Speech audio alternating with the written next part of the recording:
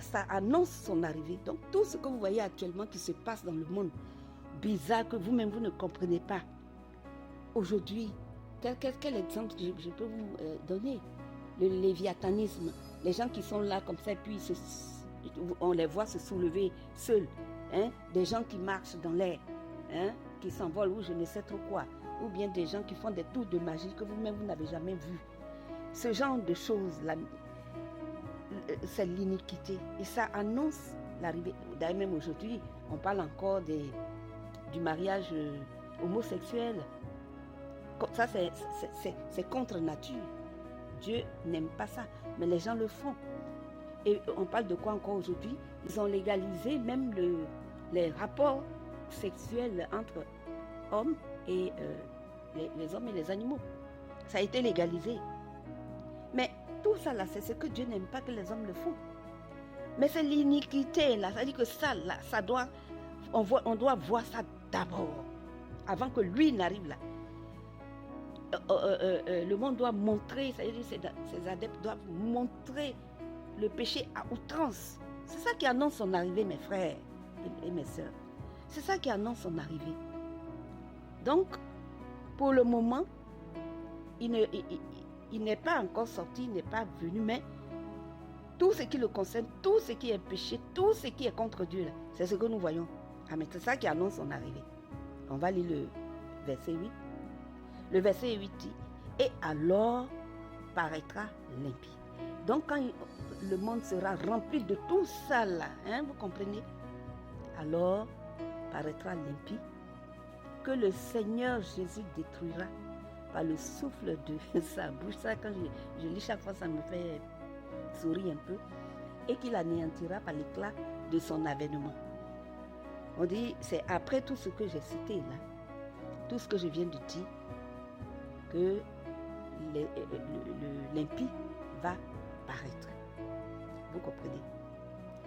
Et quand on a dit, je vais relire ce petit passage où on dit,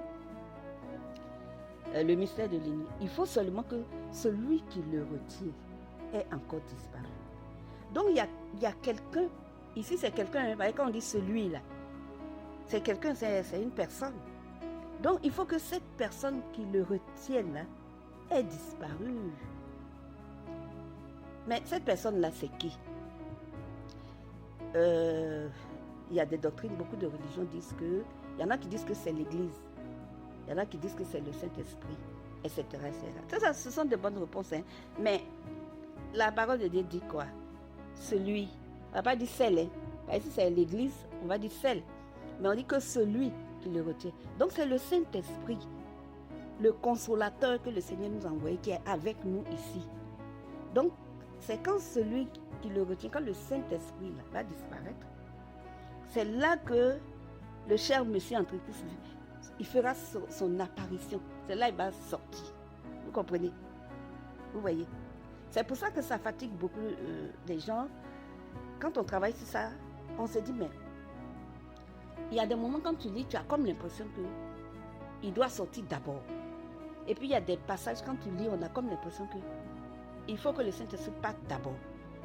Mais ça se comprend aisément. Hein. Ça se comprend aisément. On dit, je reprends. Hein. Et maintenant, vous savez que ce qui le retient, hein, afin qu'il ne paraisse qu'en son temps. Donc il a un temps où il doit sortir. Le Saint-Esprit le retient pour un temps, parce qu'il a un temps où il va sortir. Mais pendant ce temps-là qu'il est retenu, là, le mystère de l'iniquité agit déjà. Donc c'est ce que nous voyons actuellement. Je répète, hein, je suis en train de répéter là. Et puis après tout ce que vous voyez, nous voyons là, on dit, alors paraîtra l'impie. Donc quand l'impie là va sortir, celui qui le retient là doit disparaître. Donc le Saint-Esprit va disparaître. Mais si le Saint-Esprit disparaît là, il disparaît avec qui? Avec nous les enfants de Dieu. Donc ça veut dire que l'enlèvement, c'est là quand le Saint-Esprit va disparaître. Tout le monde va disparaître en même temps. Et pardon, c'est en ce moment-là que lui, il va paraître. Et alors paraîtra l'impie. Mais quand il va paraître, il va faire tout ce qu'il veut sur la terre, tout ce qu'il a programmé. Il sera le roi de la terre, c'est lui qui sera le Dieu de la terre et tout. Mais la parole de Dieu dit que le Seigneur Jésus le détruira par le souffle de sa bouche. Le souffle là, c'est quoi? Et je vais on fait ça. C'est tout. Elle dit que le Seigneur va même pas, c'est pas la bagarre corps à corps là. Non, c'est pas ça. Le Seigneur n'a pas le temps, le Seigneur est puissant. Et on dit, et qu'il anéantira par l'éclat de son avènement. L'éclat seulement là va l'anéantir. Vous comprenez? Le souffle de sa bouche. Et puis l'éclat de son avènement. Elle dit que son apparition, quand le Seigneur va apparaître, son éclat là seulement, ça va l'anéantir. Vous voyez ce que c'est? Et les gens sont en train de se fatiguer actuellement là, tout ce qu'ils sont en train de faire là, avec l'aide de leur maître qui est l'Antéchrist. Ils sont en train de s'apprêter, créer, former des armées puissantes avec des, je ne sais pas, les armées robotiques, tout ce que vous voulez. Tout ça là pourquoi? C'est pour combattre le Seigneur Jésus, parce qu'ils savent que le Seigneur Jésus arrive. Donc ils sont en train d'apprêter tout ça là pour combattre le Seigneur Jésus. Mais ils ne pourront pas, la Bible dit qu'ils ne pourront pas. Vous voyez, mes chers amis, où nous en sommes. Voilà pourquoi beaucoup disent que le Seigneur, il revient. Il y en a même qui disent non, c'est peut-être dans un mois, c'est peut-être dans un an, c'est peut-être... Bon, on ne peut pas dire qu'ils ont forcément tort, mais on ne connaît pas la date. Mais tous les signes sont là. Il n'y a pas un signe qui manque. Tout est là. Donc, mes chers amis, apprêtons-nous dès maintenant, pendant que nous sommes en train d'attendre l'enlèvement, qui peut se passer à tout moment maintenant. Parce que tous ces points-là sont réunis. Ce n'était pas réuni, c'est pour ça que rien ne se passait. Mais aujourd'hui, tout est réuni. Et le Seigneur attend quoi? Vous voyez? Mais il attend un peu encore parce qu'il veut sauver beaucoup. Donc, toi qui n'as pas encore reçu le Seigneur, c'est le bon moment de le faire, pour que toi-même tu sois sauvé. Tu peux te dire, dans ton cœur, tu peux dire que tu ne sais pas prier ou tu n'as pas besoin de lui. Je ne sais pas. Mais tu as besoin de lui, mon frère, ma soeur. Tu as besoin du Seigneur Jésus. Alors parle-lui, parce que si tu restes, si tu n'es pas enlevé, est-ce que tu pourras vivre, tu pourras supporter ce qui va se passer? La description c'est vraiment la même. Est-ce que tu pourras? Donc parle à Dieu. Demande-lui de te pardonner. Il n'a qu'à pardonner tes péchés. Et puis toi, il faut lui demander qu'il t'accepte. À toi de l'accepter. Comme ton sauveur, comme ton Seigneur. Parce que c'est ce qu'il est. Il est ton sauveur et ton Seigneur. Et pourquoi on dit sauveur? Parce que c'est lui qui a donné sa vie pour toi à la croix. Ce n'est pas une autre personne. Donc quand les gens vous racontent des balivernes et puis vous disent de passer par des divinités, je ne sais pas, toutes ces divinités-là, mais ce sont des aberrations. Donc, c'est lui qui a donné sa vie. Il est le seul qui est parti mourir sur la croix. Donc, il est le seul chemin, la vérité et la vie. Et la parole de Dieu dit que nul ne vient au Père que par lui. Donc, pourquoi est-ce que les gens veulent passer par des divinités? Pourquoi est-ce que les gens disent que non, il faut passer par les anges, il faut passer par Marie, il faut passer par Joseph, il faut passer par les saints, je ne sais plus qui encore, ou les féticheurs, ou les marabouts. Mais attendez, la parole de Dieu est claire. Moi, je vais vous dire une chose.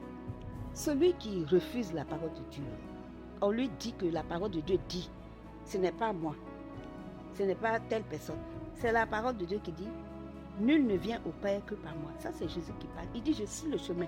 Il n'a pas dit, je suis un chemin. Il dit, je suis le chemin, la vérité et la vie. Ce n'est pas une vérité, ce n'est pas une vie.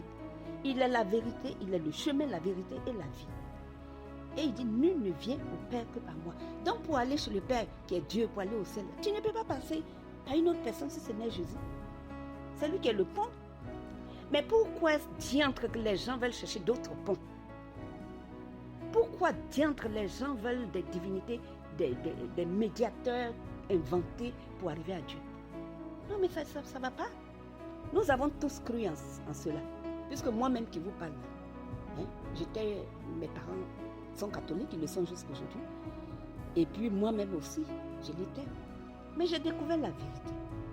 Mais quand tu découvres la vérité, qu'est-ce que tu fais? Tu sors de là. Et c'est ce que la Bible dit. Sortez du milieu d'elle, tu sors de là. Mais si tu ne veux pas sortir, mon frère, ma soeur, quand tu écoutes la vérité comme ça, et c'est un dit, celui qui a des oreilles qui l'entende. Mais quand tu écoutes, quand tu entends la vérité, et puis tu refuses, on te dit qu'il ne faut pas passer par Marie, il ne faut pas passer par les saints. Puis toi, tu dis non, c'est faux. Que moi, Marie, là, c'est elle qui est ma maman, que c'est elle, par elle que je passe. Mais tu te condamnes toi-même. Tu te condamnes toi-même parce que la parole de Dieu dit que nul ne vient au Père que par Jésus-Christ. Et toi, tu veux dire le contraire. Donc, c'est toi qui connais mieux la parole que celui-même qui a sa parole. C'est ce que tu es en train de lui dire. Que lui, c'est qu'il a créé, c'est qu'il a dit là, c'est faux. Mais c'est pour toi là qui est vrai. Et tu vas rester dans ça. Et puis, ça va t'amener ailleurs. Parce que tu as refusé d'accepter le Seigneur Jésus. Maintenant, en enfer. C'est pas parce qu'on veut envoyer tout le monde en enfer, non. Mais c'est le refus là, de Jésus là. C'est ça qui amène à l'enfer. C'est pas, il y a beaucoup de péchés, c'est péché. Hein? Mais ce qui amène en enfer, c'est quand tu refuses le Fils de Dieu qui a été crucifié sur la croix. Là. Son sang a coulé, versé, son sang est versé. Et la parole de Dieu dit que c'est ce sang-là qui nous purifie, c'est ça qui nous donne la vie. Et puis toi, tu dis non, ce n'est pas Jésus que tu as accroché à ta maman Marie.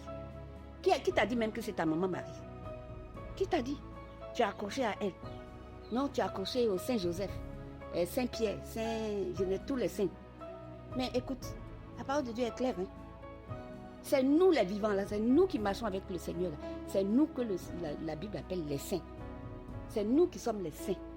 Ce n'est pas ceux qui sont morts déjà. Eux, ils étaient saints aussi. Ce sont des saints, mais ils n'existent plus. Ils sont morts dans le Seigneur. Mais les saints là, ça continue. C'est tous ceux qui marchent avec le Seigneur. Ce n'est pas une personne qu'on prend pour défier. Ce n'est pas une personne qu'on met là et puis on dit non, toi tu es saint. On te proclame un saint aujourd'hui. Je suis désolée, mes frères, mes soeurs. Réveillez-vous un peu. On a le temps là. On n'a plus de temps. Réveillez-vous. Et puis, aidez les autres aussi à être sauvés, à connaître le Seigneur Jésus. Voilà, j'ai beaucoup parlé parce que vous savez, quelquefois, quand on voit ce genre de choses, ça énerve un peu, mais nous n'avons pas le droit de nous fâcher, nous énerver, parce que c'est la parole de Dieu que nous apportons aux gens. Mais de temps en temps, on peut un peu lever la voix, pour vous réveiller un peu, pour vous faire comprendre les choses, la vérité que vous refusez. Voilà, que le Seigneur vous bénisse, que son nom soit béni, qu'il nous protège. Il le fait toujours et nous demandons encore toujours sa protection. Que son nom soit élevé. Merci d'avoir écouté, c'est Dame Tagwa.